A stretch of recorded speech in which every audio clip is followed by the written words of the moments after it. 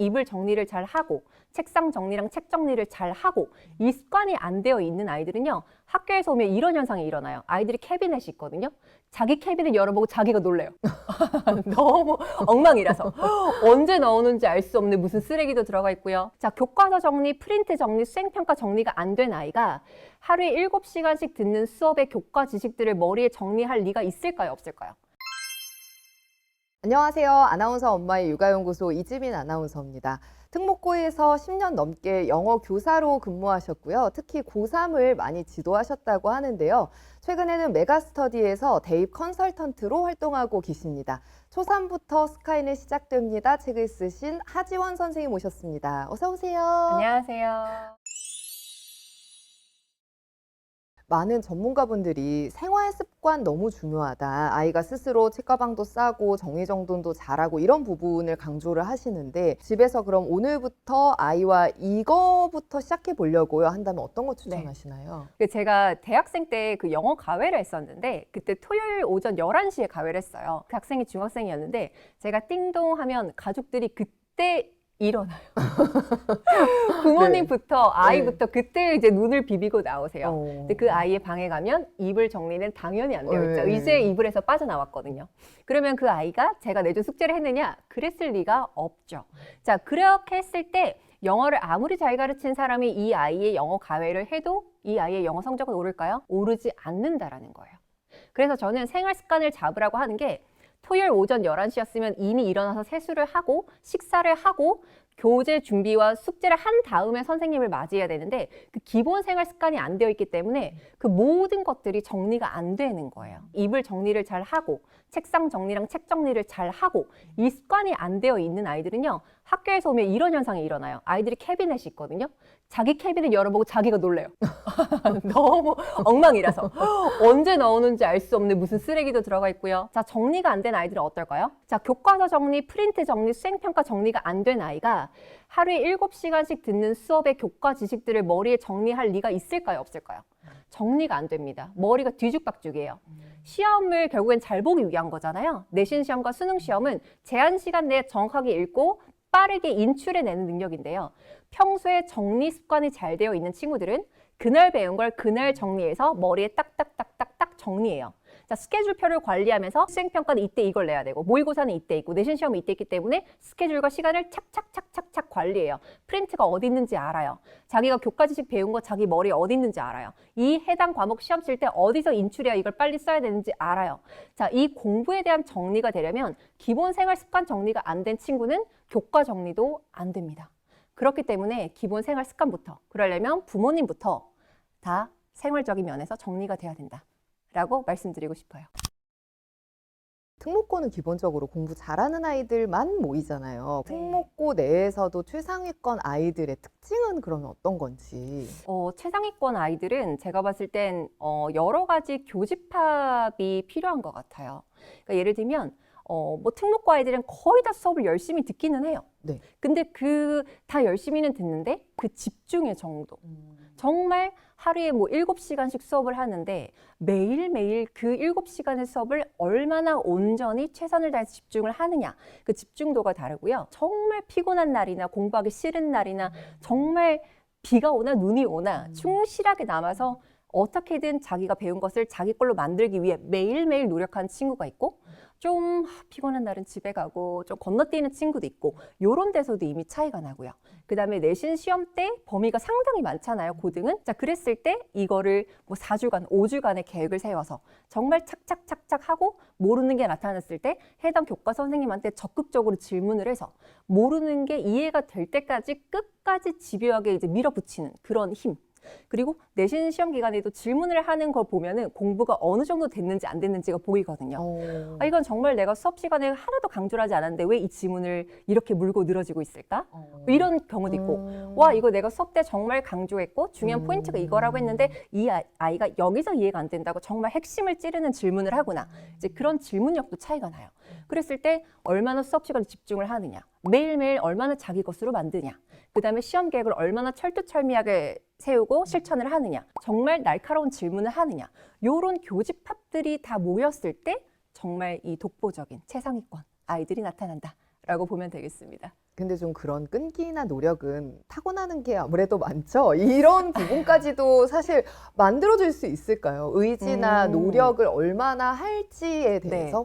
근데 타고나는 부분도 분명히 있는 것 같아요. 어떤 친구들은 정말 목표 지향적인 성향이 있는 아이들은 뭐 부모님이 딱히 뭐 가르치지 않아도 성향 자체가 그런 아이들이 있어요. 근데 부모님이 정말 어떤 인생을 대하는 태도나 어떤 일을 대하는 태도나 그거를 아이들에게 몸소 보여줄 수 있는 영역이 많다고 생각해요. 어떤 일을 하셔도 삶을 대하는 그 태도를 보고 아이들은 보고 배우는 거거든요. 와, 우리 부모님이 진짜 자기 분야에서 최선을 다해서 정말 열심히 하셔.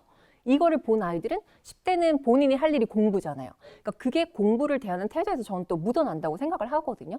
그렇기 때문에 부모님이 만약에 뭐 정말 학력이나 뭐 경제력이나 그래서 뭐 사회적 지위나 이게 내가 엄청나지 않더라도 내가 인생을 대하는 그 진심 어린 정말 그 끈기 있는 태도, 이거를 우리 아이가 다 보고 있다, 보고 그대로 배울 수 있다라는 생각을 하시고 정말 그렇게 모범을 보여주시면 아이가 공부에서도 그런 식으로 태도가 드러난다라고 말씀드리고 싶어요.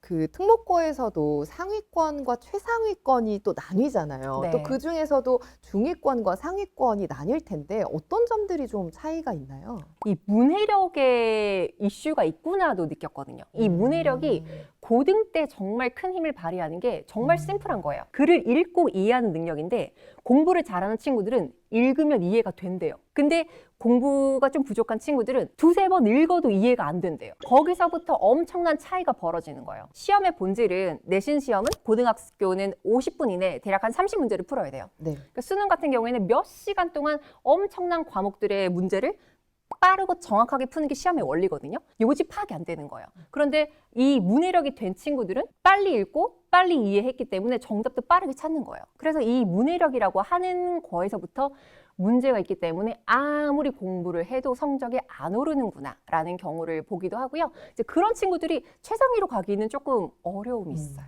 네, 그런 경우도 있고 나름 공부를 열심히 하는데 성적이 안 오른다? 근데 보면은 제가 봤을 때 그렇게 열심히 하지 않아요. 그 열심히의 정도가 너무 달라요. 네. 어떤 애들은 하루에 자기주도 학습을 매일매일 4시간씩 꼬박꼬박 한대요. 네. 근데 그것만 하는 거예요. 그런데 어떤 최상위권 친구들을 보면은 밤 10시에 자기주도 학습이 끝나고 가면은 스터디 카페에 또 가서 밤 12시, 1시까지 하루도 빠지지 않고 공부를 해요.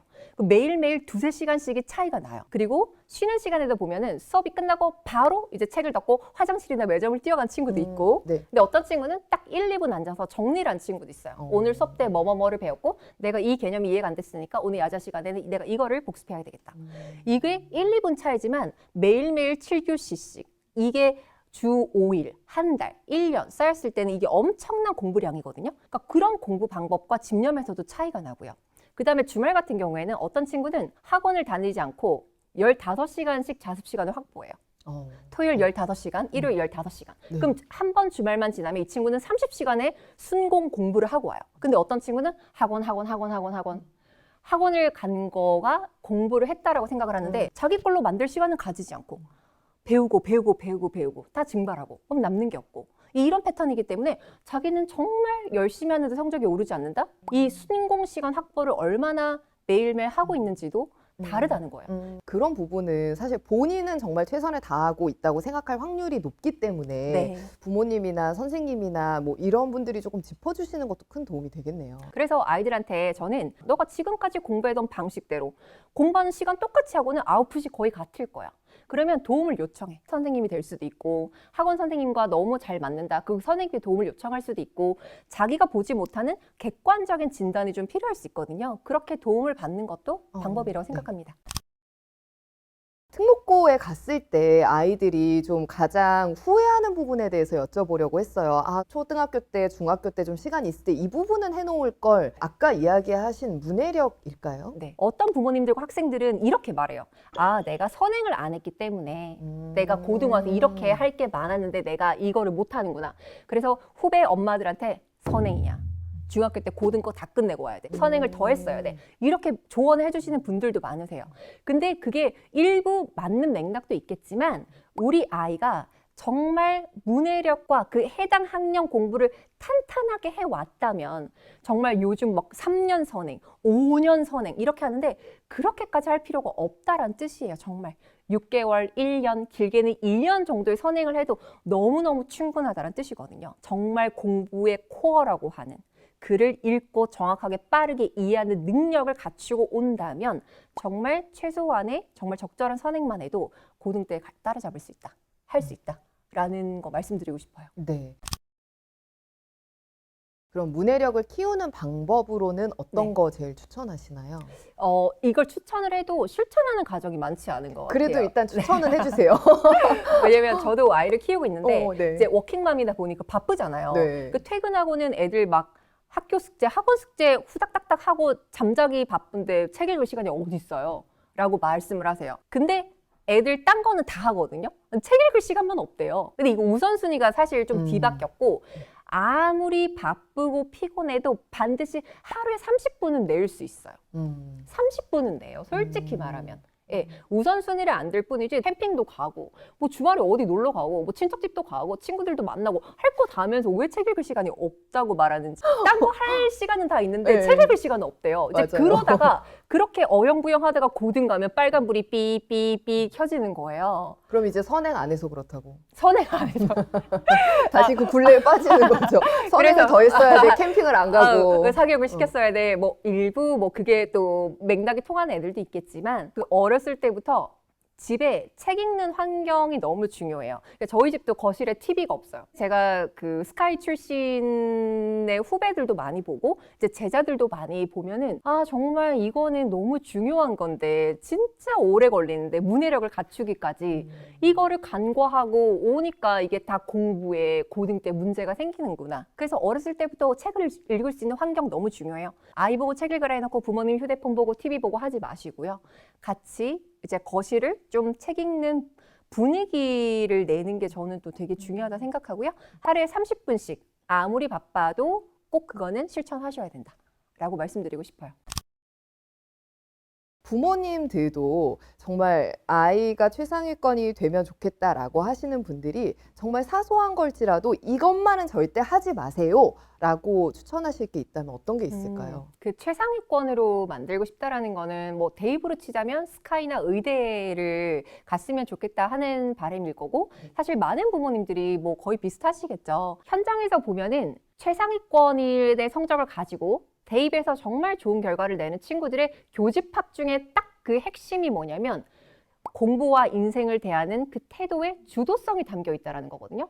내 공부, 나의 목표, 내가 실천하고 부족한 점은 내가 깨닫고 내가 스스로 피드백을 주고 이렇게 개선해 가야겠다라는 주도성이 있단 말이에요.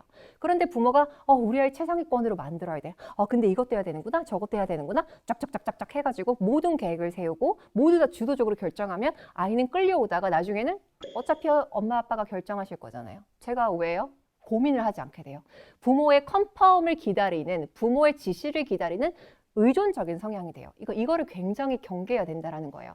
그래서 이게 역설적으로 들리겠지만 최상위권으로 가고 싶은 가정일수록 부모의 어떤 불안감으로 아이를 끌고 가지 말고 내가 너무 주도적이면 아이의 성향이 의존적으로 바뀔 수 있다. 그 점을 좀 경계하시면 좋을 것 같습니다. 2부에서는 지금 대입 컨설턴트로도 활동하고 계시니까 입시 제도에 관한 것들 알아보도록 하겠습니다.